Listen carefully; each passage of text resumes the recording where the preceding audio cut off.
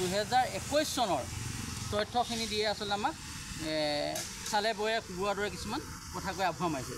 তো আমি ভাবোঁ যে ইয়াত যি লুণ্ঠন ৰাজ আচলতে চলি আছে, যি লুণ্ঠন ৰাজৰ আমি সন্দেহ কৰিছোঁ, এই সন্দেহৰ আৱৰ্তত আমি আচলতে মাননীয় মুখ্যমন্ত্ৰী হিমন্ত বিশ্ব শৰ্মা ডাঙৰীয়াৰ যি এক সুন্দৰ বলিষ্ঠ নেতৃত্ব তেখেতে ভূমিকা পালন কৰি আছে, তো তেওঁৰ নেতৃত্বতে এক CM ভিজিলেন্সৰ প্ৰয়োজন আছে বুলি ভাবিব যে CM ভিজিলেন্স আহি পেলানি প্ৰতিটো কাৰ্যালয়, আজি মৰঙি বুলিয়ে নহয় অন্যান্য গোলাঘাট জিলাত যিমানখিনি কাৰ্যালয় আছে সেই কাৰ্যালয়খিনিত আচলতে এক পৰিদৰ্শন কৰি পেলানি আচলতে ক'ত আচলতে যিখিনি আমাৰ সন্দেহ হৈছে যে যিখিনি আচলতে চৰকাৰীভাৱে আৱৰ্তিত পুঁজি আচলতে আত্মসাত হৈছে বুলি ক'ব লাগিব।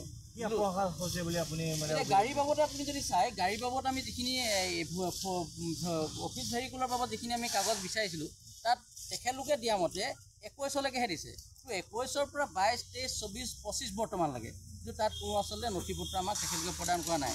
তো সেই পইচাসমূহ আচলতে সেই টকাসমূহ আমাৰ টকা, সেই টকাসমূহ ক'ত গৈছে, কাৰ পকেটত সোমাইছে, ইয়াৰ এক তদন্ত হ'ব লাগিব। আৰু আমাৰ প্ৰশ্ন আছে যে জিলাৰ যিজন ৰিংকু বৰাগোহাঁই, জিলাৰ তেখেতৰ বৰগোহাঁই যিজন আচলতে জিলাৰ কাৰ্যালয়ৰ বিষয়া, তো তেখেতক আমি এটা কথা সুধিব বিচাৰোঁ যে আপোনালোকে যিমানখিনি অসম ৰাজ্যিক গ্ৰামীণ আচলতে অভিযান যিখিনি কাৰ্যালয় আছে সেই কাৰ্যালয়সমূহক আপোনালোকে সমদৃষ্টিয়ে চায় নে পৃথক পৃথককৈ চায়? কিয় হৈছে এই কথা? এই এটা কাৰণে যে এখেতলোকে কৈছে যে আমাৰ গুৰিত সেই তথ্য মজুত নাথাকে, আৰু তেখেতে কৈছে কি যে সেই মজুত সকলো কাৰ্যালয়তে আমাৰ তথ্য আচলতে মজুত থাকে। তো আমি এতিয়া সেই কথাখিনি সন্দেহ হৈছে, এই কথাখিনি আমি মাননীয় মুখ্যমন্ত্ৰীক আচলতে দোহৰাই দিওঁ।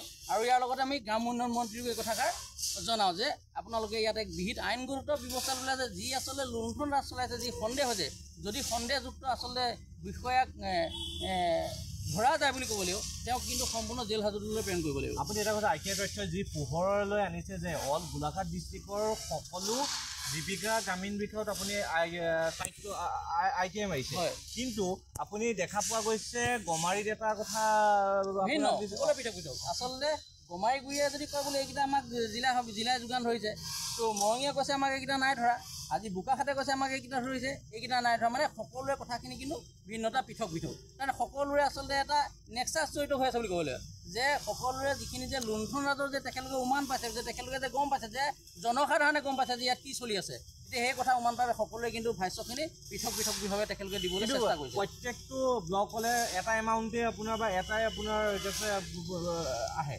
কিন্তু চবতে বেলেগ বেলেগ কিয় হৈছে?